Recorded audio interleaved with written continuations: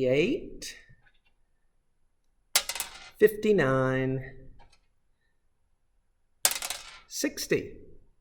Every day, exactly 60 coffee beans, meticulously counted every morning.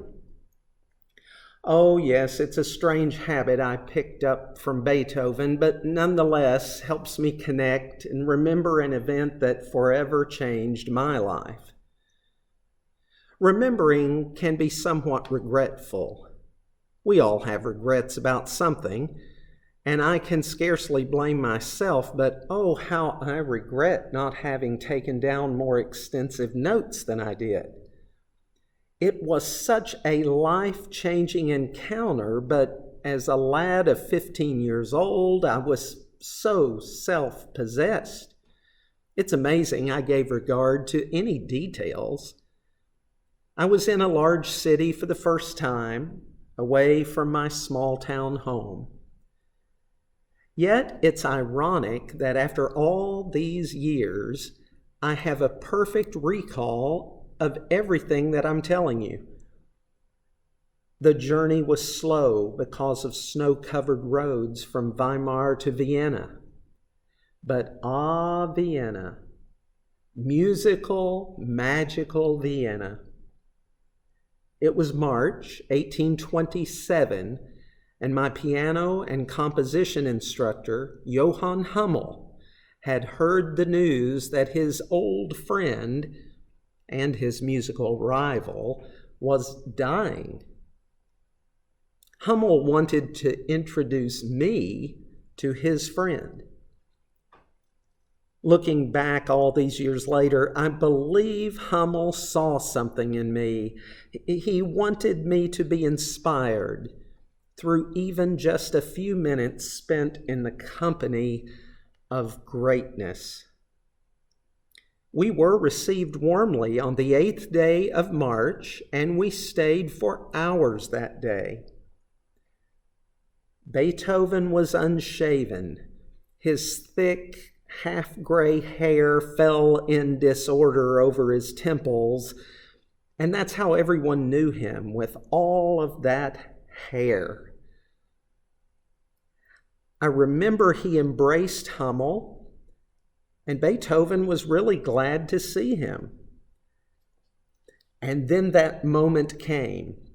Hummel introduced me, and Ludwig von Beethoven showed himself extremely kind.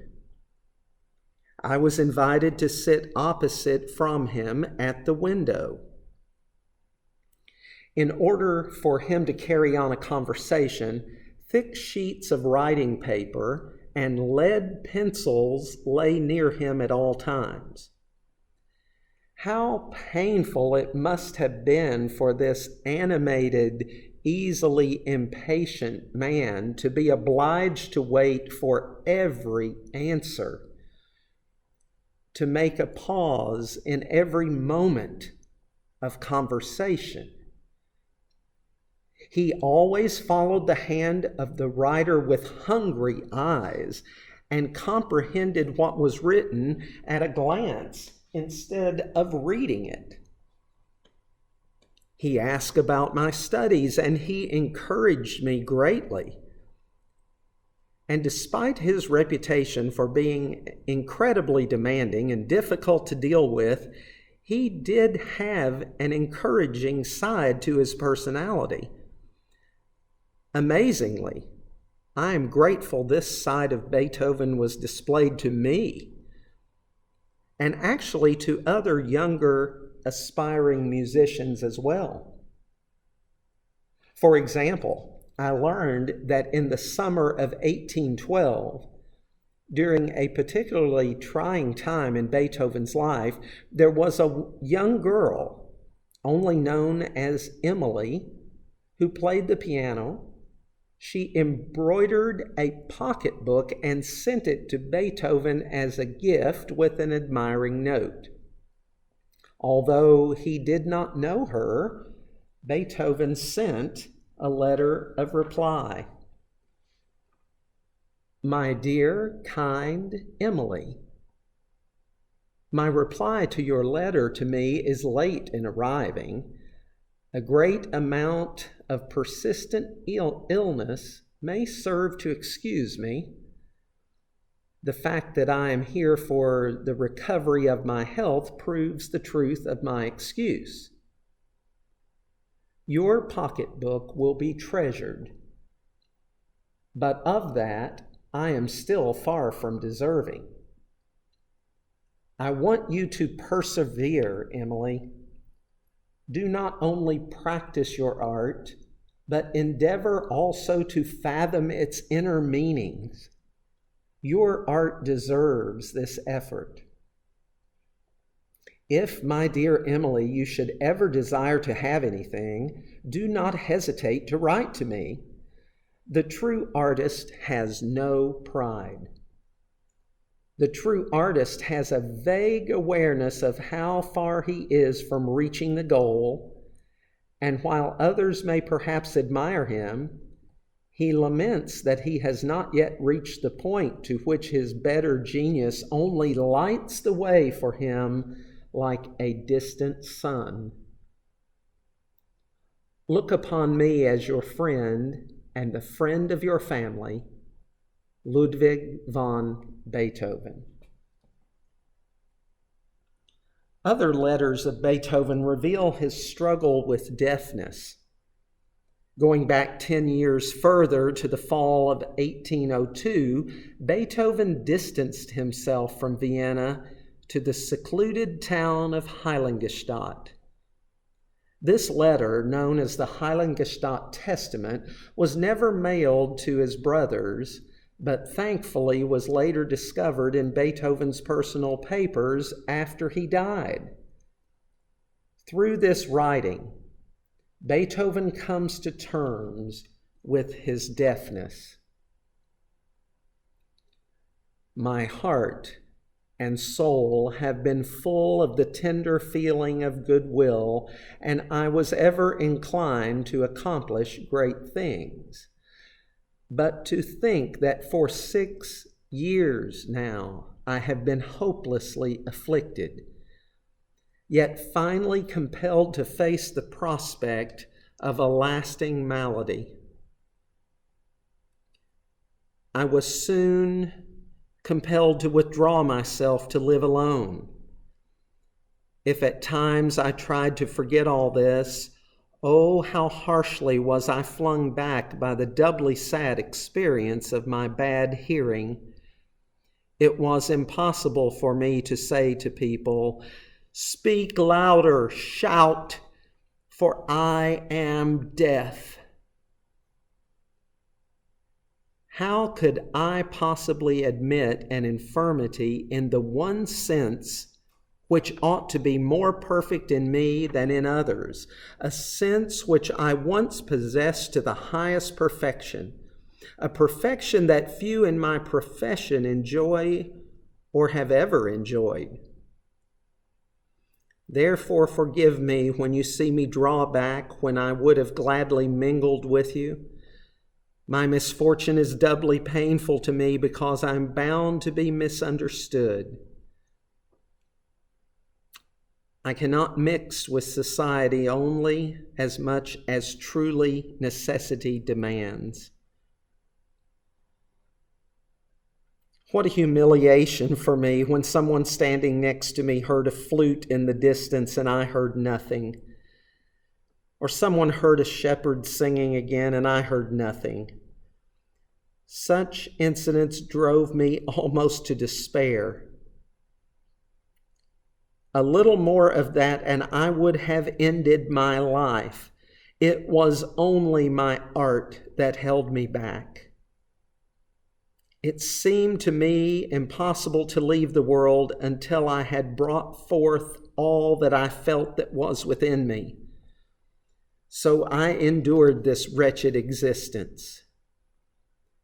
Patience, they say, is what I must now choose for my guide, and I have done so.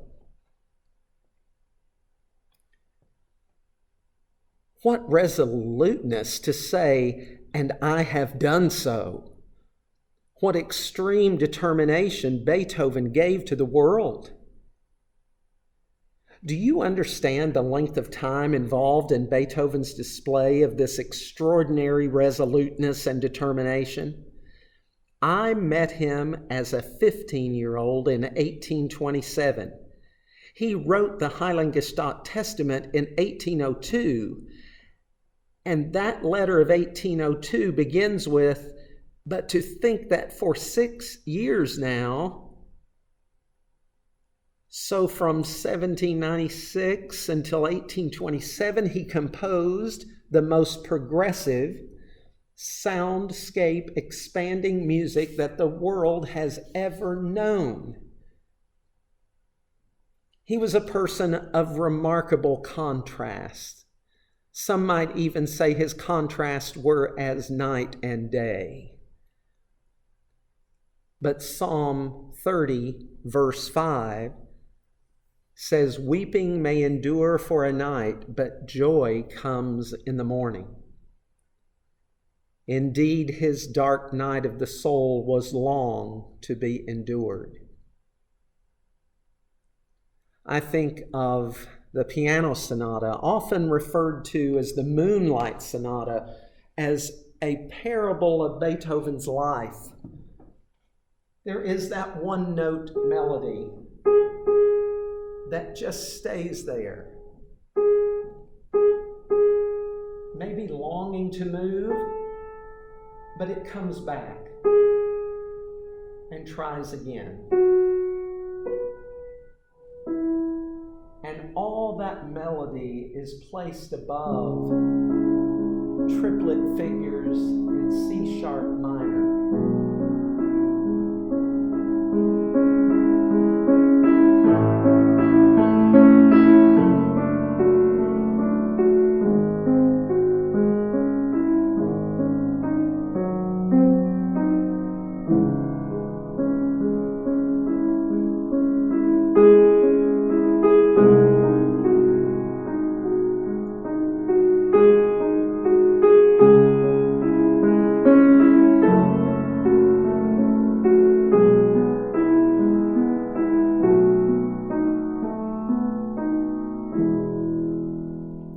Finally coming to a moment in major, brighter indeed.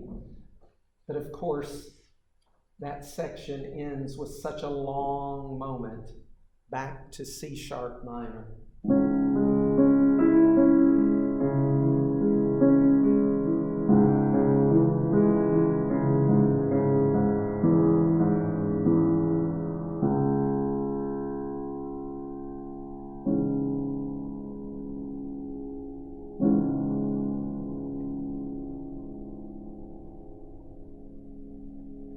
And yet joy comes in the morning. How appropriate to hear during the Passion Week and into Eastertide Beethoven's chorus from the Mount of Olives.